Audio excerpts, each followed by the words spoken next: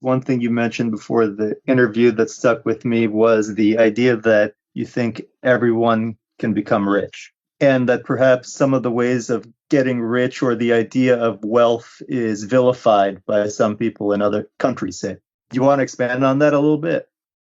Yeah, I think there's this notion that making money is evil, right? It's like rooted all the way back down to money's the root of all evil. People think that the bankers steal our money. And, it's somewhat true in that in a lot of the world, there's a lot of theft going on all the time. The history of the world, in some sense, is this predator prey relationship between makers and takers. There are people who go out and create things and build things and work hard on things. And then there are people who come along and take with a sword or a gun or taxes or crony capitalism or communism or what have you. There's all these different methods to steal. Even in nature, there are more parasites than there are non-parasitical organisms. You have a ton of parasites in you who are living off of you, and the better ones are symbiotic, they're giving something back, but there are a lot that are just taking. That's just the nature of how any complex system is built.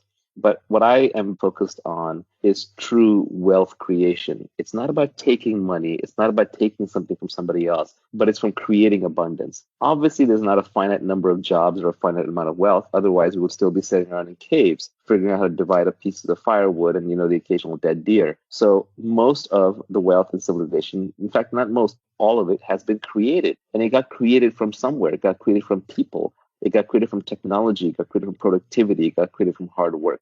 So this idea that it's stolen is, I think, this horrible zero-sum game that people who are trying to gain status play. But the reality is everyone can be rich. And we can see that by seeing that in the first world, everyone is richer than almost anyone who was alive 200 years ago. 200 years ago, nobody had antibiotics, nobody had cars, nobody had electricity, nobody had the iPhone. So all of these things are inventions that have made us wealthier as a species. Today, I would rather be a poor person in a first world country than be a rich person in Louis XIV's France. I'd rather be a poor person today than an aristocrat back then. And that's just because of wealth creation. The engine of technology is science that is applied for the purpose of creating abundance. So I think fundamentally everybody can be wealthy.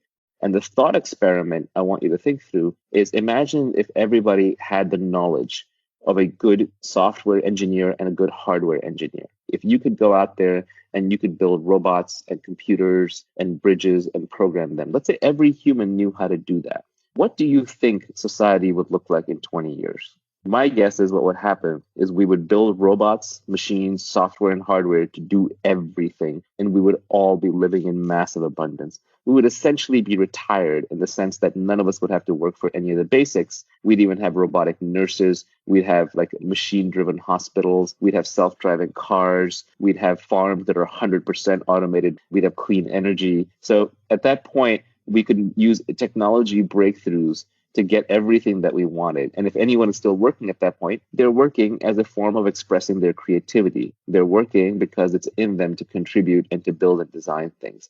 So I don't think capitalism is evil. Capitalism is actually good. It's just that it gets hijacked. It gets hijacked by improper pricing of externalities.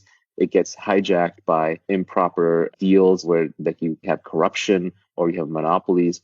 Overall, capitalism is intrinsic to the human species. Capitalism is not something we invented. Capitalism is not even something we discovered. It is innate to us in every exchange that we have. When you and I exchange information, I want some information back from you. I give you information. You give me information. If we weren't having a good information exchange, you go talk to somebody else. So the notion of exchange and keeping track of credits and debits, this is built into us as flexible social animals. We are the only animals in the animal kingdom that cooperate across genetic boundaries. Most animals don't even cooperate, but when they do, they cooperate only in packs where they co-evolve together and they share blood, so they have some shared interests. Humans don't have that. And what lets us cooperate? It's because we can keep track of debits and credits, who put in how much work, who contributed how much. That's all free market capitalism is. So I strongly believe that it is innate to the human species, and we are going to create more and more wealth and abundance for everybody. Everybody can be wealthy. Everybody can be retired. Everybody can be successful. It is merely a question of education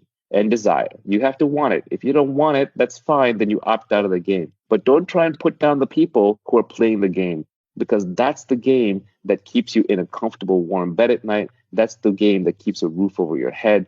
That's a game that keeps your supermarket stocked. That's the game that keeps the iPhone buzzing in your pocket. So it is a beautiful game that is worth playing ethically, rationally, morally, socially for the human race. And it's going to continue to make us all richer and richer until we have massive wealth creation for anybody who wants it. And